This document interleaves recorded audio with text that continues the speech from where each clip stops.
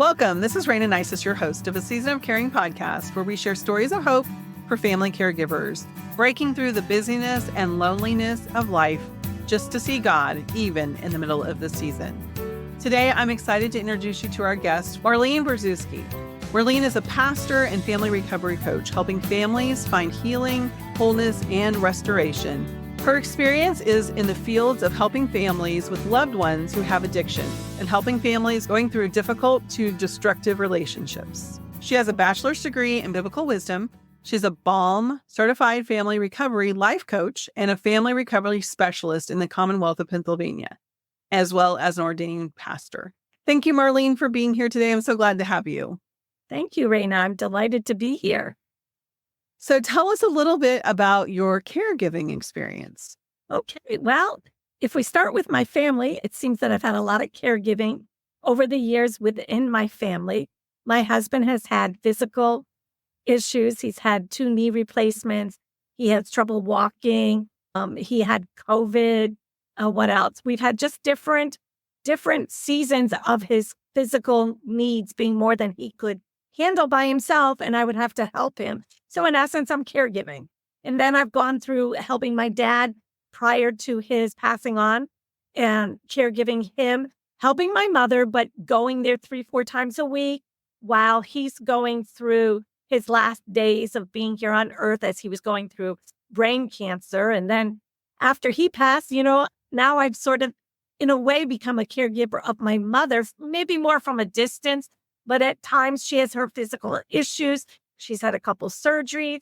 So there's caregiving there, being attentive to her and staying at her house. So it just seems like there's been a lot of places in my life where I've had to do caregiving, including dealing with addiction in the family. And that's a different type of caregiving. Losing a loved one, that's a different type of caregiving. So just a lot of different ways and times and intensities of caregiving. I love that, Marlene, because I think so many times we are caregivers and we miss that.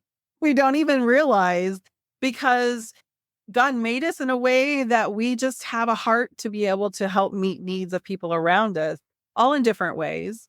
But it is true. You have that season of life where your kids are totally dependent on you and then eventually become more independent. There's a lot of roles in caregiving, and so many times we don't think of it in that way. So I really appreciate you being willing to talk about some of those seasons and help us to see that as caregiving, because it is. And I think sometimes just putting that label on it starts to give us permission to take care of ourselves a little differently and to acknowledge that there's more stress than just normal. And so that's where I love the word season, because it does come and go, just like you mentioned, but it's one of those things that we have to be aware of. So tell us a favorite caregiving story that you have.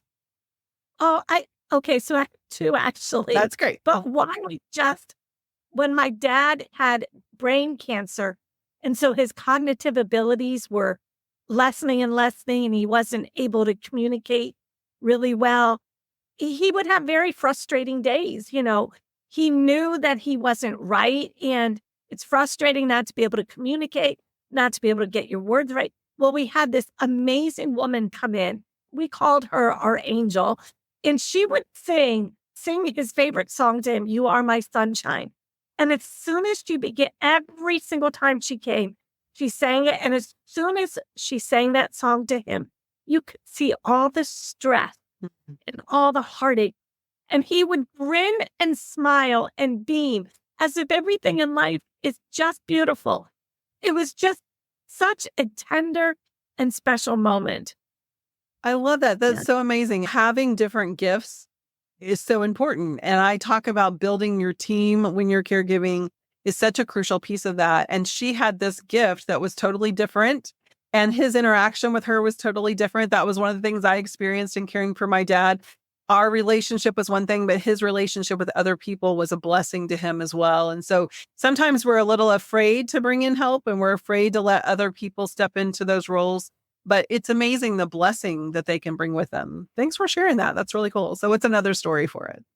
So the other story, which I was thinking about this one, after my dad passed, I began to go to church with my mother, and about an hour and 15 minutes away. Wow. Every Sunday, my husband and I went to church with her and just walked her through the grief. They were married a long time. Now she's all alone. And after a while, I don't know, maybe 6 months to a year after he was gone, she started wanting to reach out to people and bring them to her house for hospitality. She loves to serve. So she'd go get the cold cuts, get the cheeses, just the fruits. And we'd make these trays, put them out on the table. She'd invite people over. And it was just to watch again. It's when someone's going through a hard time, but then you see something that brings them such joy that they can have peace and joy even in the midst of their heartache. And that was healing to her. To bring other people in, to fellowship, to serve them food was comforting and healing her heart from losing my dad, from the loss and the grief of not having my dad. And we would do that not every Sunday, but pretty frequently through, my goodness, 7 years. Wow. Yeah. Yeah, I love that you helped to support her in that desire.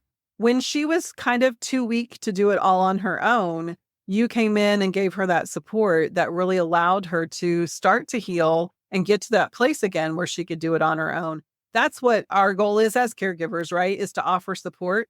Sometimes I think walking that line of doing it all or not letting them do anything sometimes can be difficult to navigate. But I love how you gave her that opportunity to use her gift again and almost then to allow the time and the people and the love to heal as she was grieving and to continue to move in. That's beautiful. Thanks for sharing that, Marlene. So what would be one thing that was most surprising to you as you stepped into these caregiving roles?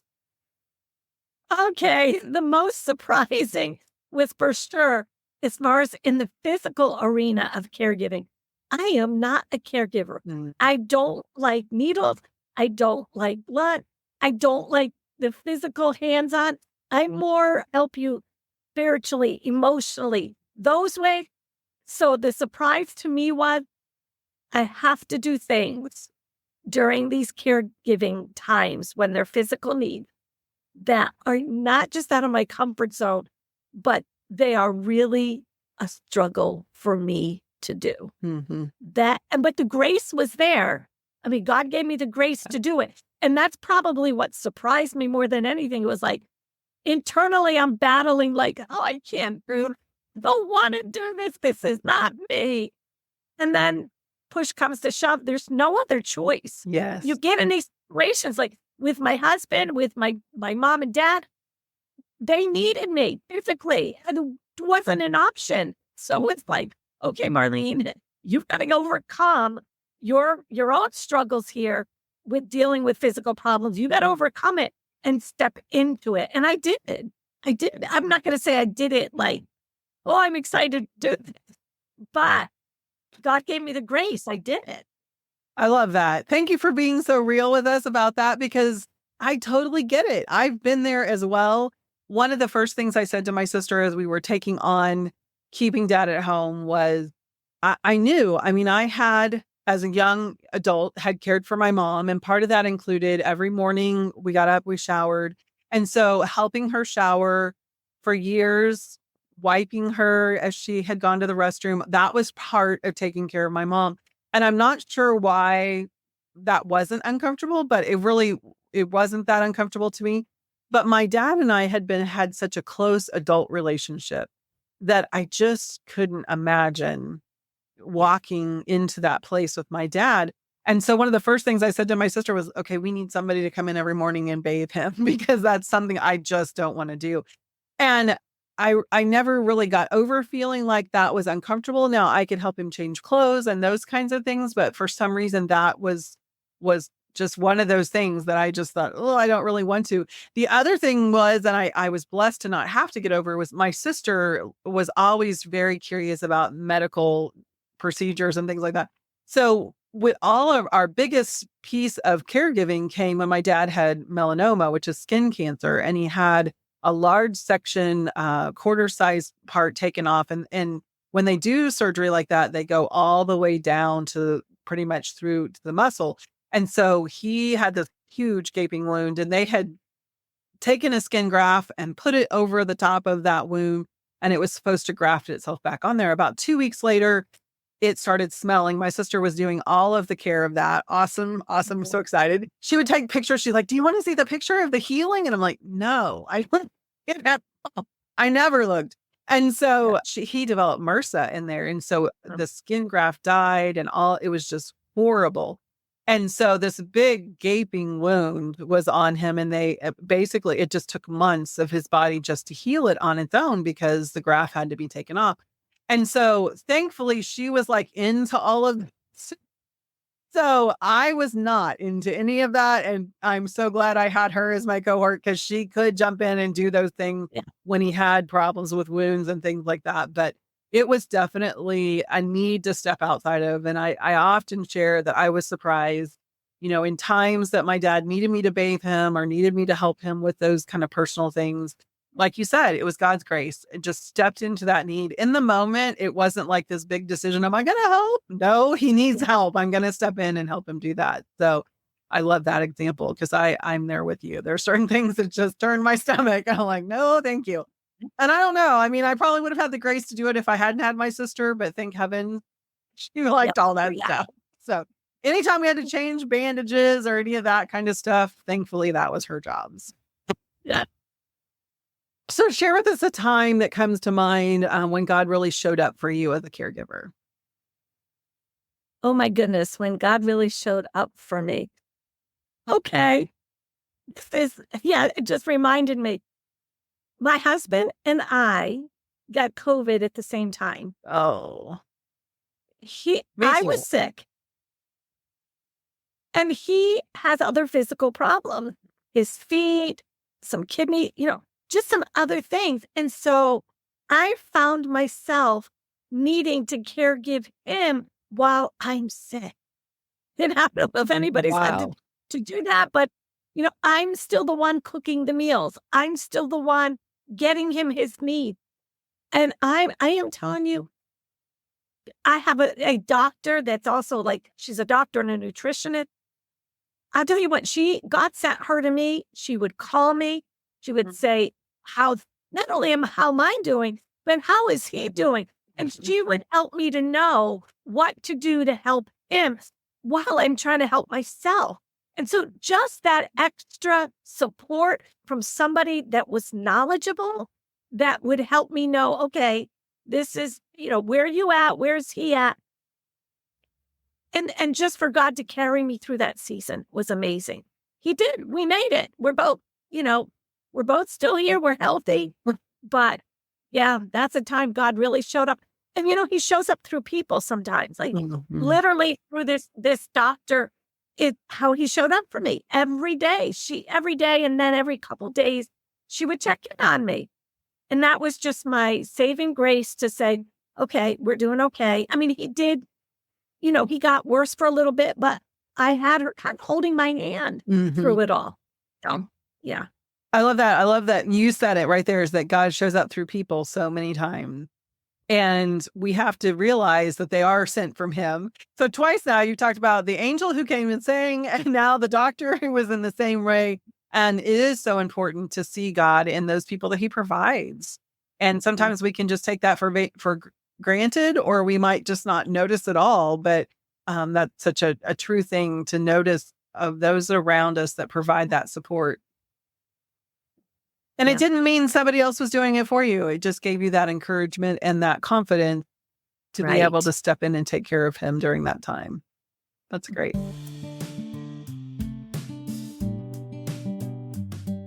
I'm sure you're enjoying my conversation with Marlene. The thing I love about talking with Marlene is that she is just like so many caregivers I know. She didn't even identify herself as a caregiver for so many seasons of her life. And the title just isn't really that important. But the one thing that I think it's helpful with is it really helps give us permission to care for ourselves differently during those caregiving seasons. So I would like to be able to encourage more people who find themselves in that season. Did you know that a Season of Caring podcast has over 10,000 downloads? And I would love to be able to get the word out even more about what a great resource of hope this can be for others. So I'm asking you for one thing. I'm asking you to help me support caregivers. I'm asking you, first of all, if you see a social media post about a episode that you enjoyed, share it. Tell your friends about this podcast. Also, if you would like to share your caregiving story, I'd love to talk to you about it. You would be surprised how easy it is just to have a conversation that we can share with others about your caregiving season. Just reach out, Raina@aseasonofcaring.com, and we can get something scheduled. Really, I would love to have you as a guest. So this episode has been brought to you by A Season of Caring podcast, and I'm glad that you're here. Let's jump back into our conversation with Marlene. So what's one thing that helps you to live content, love well, or care without regrets?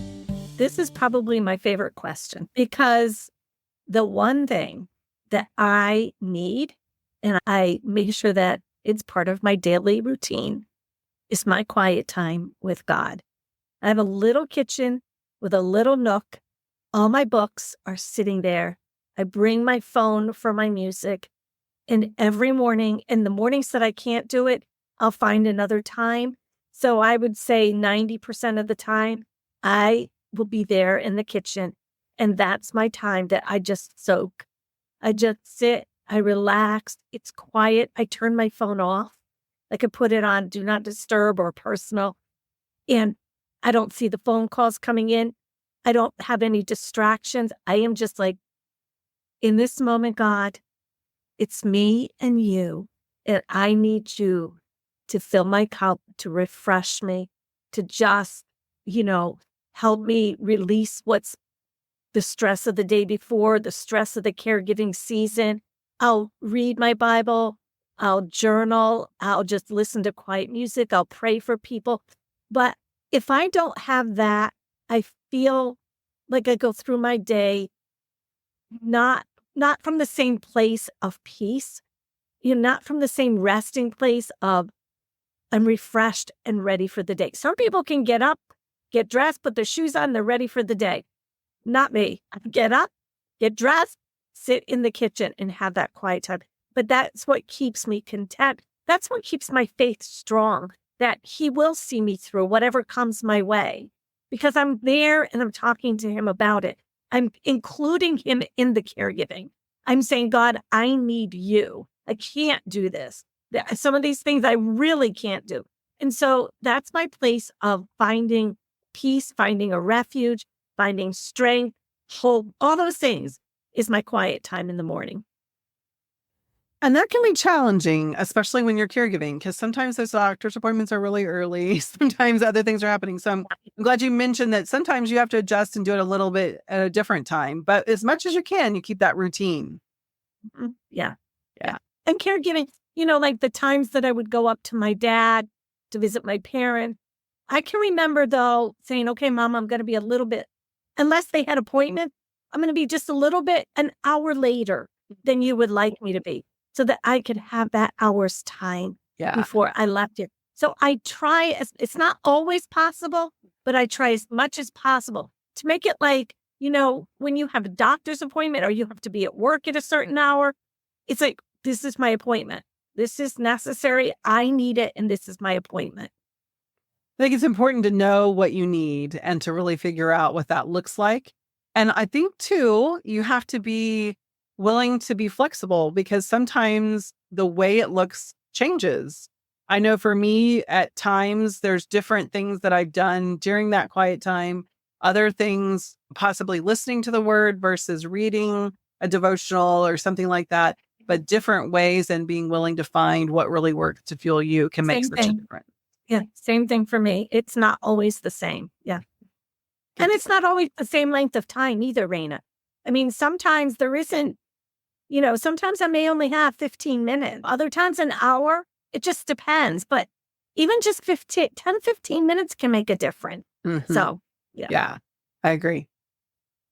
All right. So we've mentioned that you have a lot of training in working with people who are in recovery or substance use disorders. And so that type of caregiving looks completely different than caring for someone who has physical only ailments, right? So tell us a little bit about what the difference is in your time of caregiving when you're looking at somebody that's dealing with a substance use disorder. So Yes, there's a big difference. For me, on a personal level, for me, I tend to gravitate towards that field of helping people emotionally, spiritually, comforting them, encouraging them. That's more me than the physical. So on the one hand, it energizes me. It gives me, I feel like, a different level of confidence in that arena than helping somebody in the physical arena. And part of that is because I've gotten educated, but part of it is because it's my nature, my makeup. But the one thing that is different that I have discovered is when I'm working with somebody, a family member that has somebody that has a substance use, and, they're pouring their heart out, they're crying, they're asking for help, it's a difficult season, and you're listening to it and you're taking it in and you're listening carefully how to help them and encourage them and support them. When I'm done with that, I need some space to unwind. And it's the mental stress, if you will, that needs to find a release after helping people that have these kinds of issues. It's more the mental, like with the caregiving for the physical, I don't walk away from that mentally stressed, but with the caregiving for somebody with substance use, I have to, it's a non-negotiable. I need time to decompress, to release it, to give it all back to the Lord, and to not carry it. That's the other thing, to not carry it into my life. And that's a fine line that we walk as caregivers to help us to release it so that we don't carry it and it becomes part of our lives. And so, yeah, again, it's very different in that way. Yeah, I can see where it'd be really different in that way. I think the last thing you said, though, is what came to mind as well, is that no matter if we're meeting people's physical needs or that emotional need, we have to remember it's not ours to fix. Yeah. And I think for me and my personality, the Lord's always reminding me, you don't get the magic wand, Raina. It's not about you being able to fix this. It's about you pointing them to the true hope of me. And remembering that for yourself as well, to offer it back. I used to kind of do a ritual, I guess would be the right word for it. But as I was leaving the driveway of my dad's house, because I was 220 miles away, there was no way I could handle an emergency quickly, right, from home. So as I was leaving, I would just kind of tap out and just be like, okay, Lord, it's your turn now. Not that I was carrying it all when I was there, but I had to really make a decision that, okay, I'm not taking this with me. There's nothing I can do about it. I have to just stay close to you, Lord, and trust you. And I can do that. And I'm going to drive away and I'll be back again. But until I'm back again, it's not mine to carry. And I think that's one thing that really made a big difference for me, because being so far away could be constantly thinking about, oh, what's wrong? Or did this happen? Or did somebody take that medicine? Did they do this or that? I don't have any control over those things. When I'm there, I can do the right thing. But when I'm not, I have to just trust God. And so really being able to have that conscious ritual of saying, okay, this is not mine. This is yours. Really can make a big difference. Mm-hmm. Yeah. Absolutely. Well, Marlene, I would love for my audience to be able to get in touch with you if they're interested in learning more about recovery coaching. Share with them how they can reach you and how they can learn more about what you do. Okay, thanks, Raina. So they can reach me at the website, heartablazerestorationministries.com. They can reach me through email, heartablazeministries@gmail.com. Or Facebook. They can reach me on Facebook. Just look my name up and Yeah, that easy name to spell. Yeah, right. Yeah. We'll have all the contact information on the show notes page. So visit aseasonofcaring.com and you can find all of that if you need more information about how to reach Marlene. So thanks so much for being here today and sharing some of your caregiving stories with us. Thank you, Raina. It's a pleasure and an honor to be able to be here with you. So thank you for having me. Thank you for joining us today for Stories of Hope with Marlene. A Season of Caring podcast has been created. Share stories of hope for living content, loving well, and caring without regrets. If you have financial, legal, or medical questions, be sure to consult your local professionals and take heart in your season of caring.